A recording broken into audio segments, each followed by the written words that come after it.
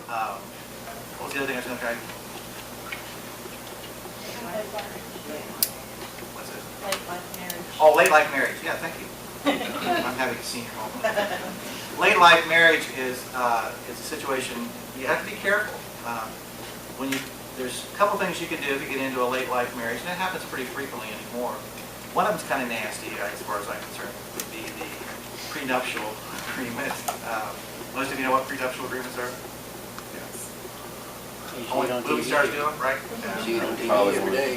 No, okay. Those can be broken too, can't Yeah, they? I don't like prenuptial agreements too much either, but that's one thing you do. Most seniors that are going to go into a late life second marriage, it's really more for companionship and so forth. And many times they have children of their own. They have their own assets. What I would advise you to do is don't commingle your assets. If you do, it's a mess later on. So if you don't commingle your assets, then you can leave them to the other side of the family. The problem you can get into, which you want to have a discussion with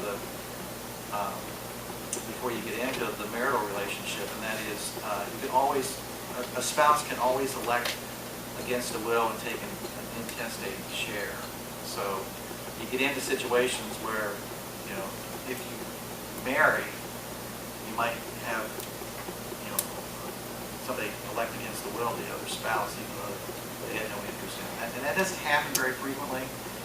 So you're probably not going to like what I tell you, but from a legal perspective, many times it's better to cohabitate for the companionship reasons without actually marrying through the situation. But if you do, you want to make sure that your money is not commingled, your assets are not commingled as much as the other person understands that situation.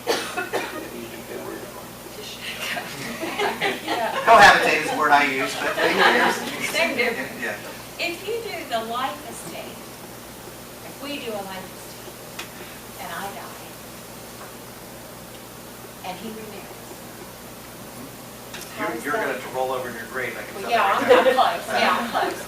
But I mean, what happens then? Does he still have to honor the life estate or get signatures?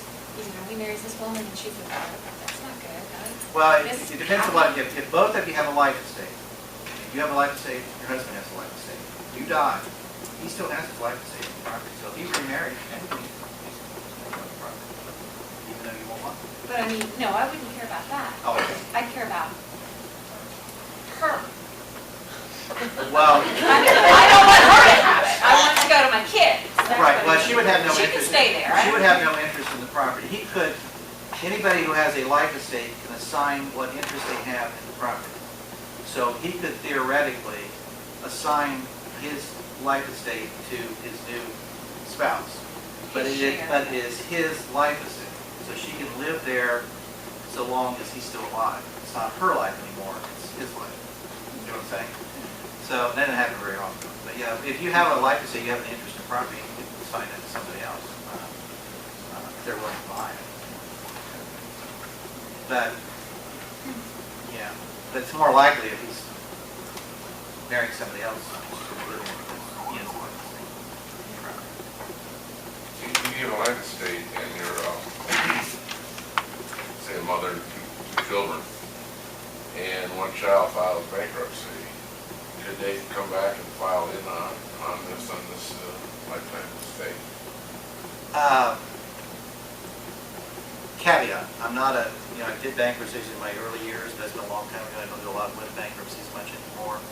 They are only going to be able to reach a value when that vests itself. It's not going to vest itself until both of the life tenants are gone.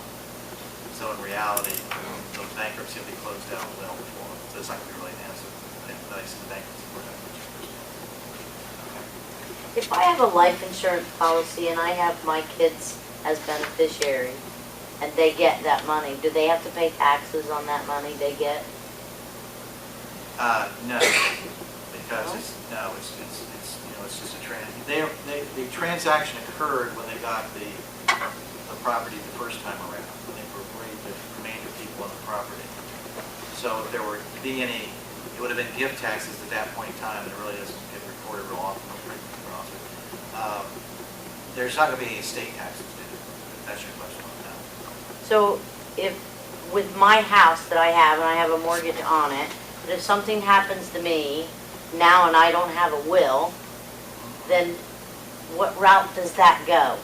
Goes in intestate, what we talked about when we started the conversation. Does that mean it has to be sold and then my kids get however much it comes from Well, not that after necessarily. estate? Or, What's gonna happen is it's gonna pass in accordance with the statute, descent distribution that's in effect in Ohio at the time you die. But somebody's gonna be appointed what's called a fiduciary or an administrator of the estate.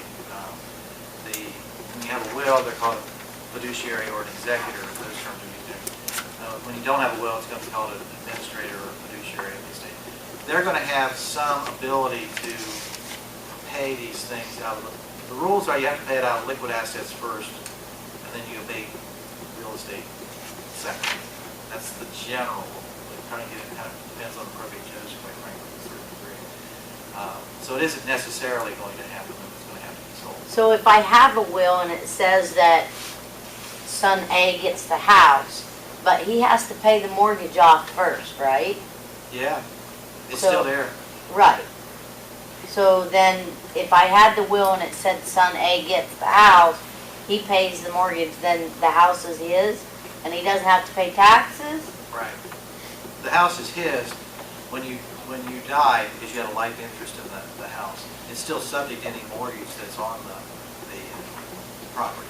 And if you can't pay the, of course, they're going to foreclose on the mortgage and sell the Right. property that way. But yeah, if he can pay the mortgage, then he just pays the mortgage off. Now, that's assuming that the financial institution doesn't have some acceleration clause in their mortgage, which most of them don't around here. What's that mean? Well, it means that if you have a change like that, that suddenly the full balance is due immediately. You don't have the option of paying monthly payments anymore. But if All I have life 25,000. insurance and they get the life insurance money right off, they'd have the money Yep, to pay that. yep, yep. So I still need to do the will. If you do credit life, yeah, it's a good thing. You can avoid You that. can't get credit life here. What's that? At the credit union, you can't get credit life You on a can get mortgage, credit life, can you? credit union. Credit union has credit life insurance. Huh? Credit union has credit life insurance. No mortgages. Not on mortgages. Well, they changed it recently. I never have on mine. I think they have. That's the main reason you have credit life. Yeah, Mortgage. because I would have done it, but it, We can check that out for you. I'm pretty sure they have credit life insurance, but I can check it out for you. I mean, they used to, as far as I know, they used to have it. I don't do practice in their mortgage area anymore, but they almost always have. I'd have That's the done purpose that of credit one in a life insurance. heartbeat. is for mortgage insurance. Well, I recently moved my mortgage to the credit union from West Banco, and at the time, the neighbor told me that they don't offer that anymore. They don't offer it anymore? Okay. I can verify that, see what the situation is. If they don't, it's something they've done, fairly recently. they didn't 10 years ago either.